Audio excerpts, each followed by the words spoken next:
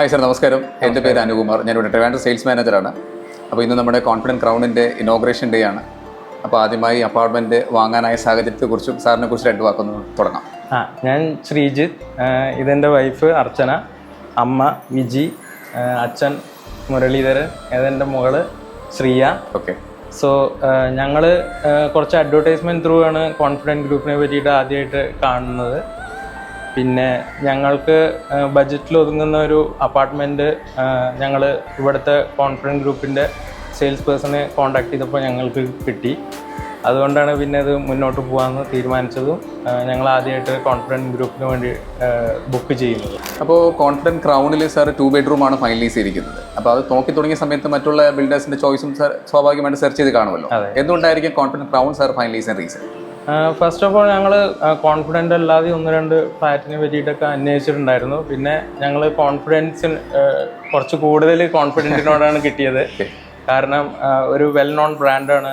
പിന്നെ നമുക്ക് കാര്യങ്ങളും ഇതൊക്കെ അന്വേഷിക്കുമ്പോഴുള്ള കിട്ടുന്ന റെസ്പോൺസും കാര്യങ്ങളും, ഞാൻ ഓൾറെഡി ബുക്ക് ചെയ്യുന്ന സമയത്ത് ബിൽഡിംഗ് സ്റ്റാർട്ടപ്പ് ആവുന്നുണ്ടായിരുന്നുള്ളൂ. എന്നാലും we were having a trust with Confident group. So we went for Confident. Okay. അപ്പോൾ ഈ പറഞ്ഞ പോലെ നമ്മൾ ഒരുപാട് ചോയ്സ് നിന്നാണല്ലോ സാർ ക്രൗൺ ഫൈനലൈസ് ചെയ്തത്. അതിനെന്തായിരിക്കും ഒരു റീസൺ?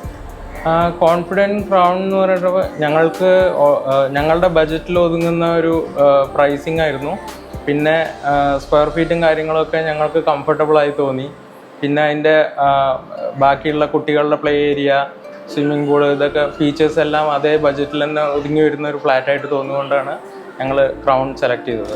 അപ്പോൾ ശരിക്കും നമ്മൾ പ്രോജക്റ്റ് തുടങ്ങിയ സമയം മുതൽ ഞാൻ സാർ ഞങ്ങളുടെ കൂടെ ഉണ്ട്. അപ്പോൾ ഞങ്ങളുടെ ഈ പാസ്റ്റ് എക്സ്പീരിയൻസ് ഞങ്ങളുടെ ടീമിനെ കുറിച്ചും രണ്ട് വാക്കൊന്നും സാറിന്. ഞങ്ങൾ ഫസ്റ്റ് കോൺടാക്ട് ചെയ്തത് സുനിപ്രഭയായിരുന്നു.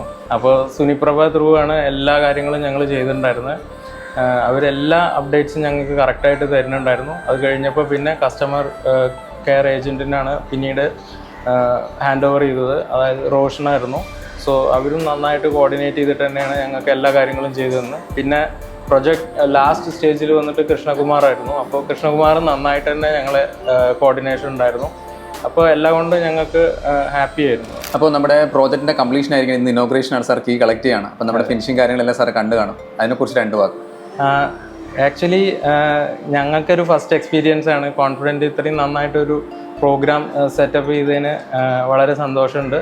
പിന്നെ ബാക്കി കാര്യങ്ങളും ഫ്ലാറ്റുകളും ഇതൊക്കെ ഞങ്ങൾ കണ്ടു. ഉള്ളിലുള്ള സെറ്റപ്പും കാര്യങ്ങളൊക്കെ ഞങ്ങൾക്ക് ഇഷ്ടപ്പെട്ടു. അതേപോലെ തന്നെ ബാക്കിയുള്ള areas, swimming pool, total experience was very perfect and we were very happy. Thank you so much.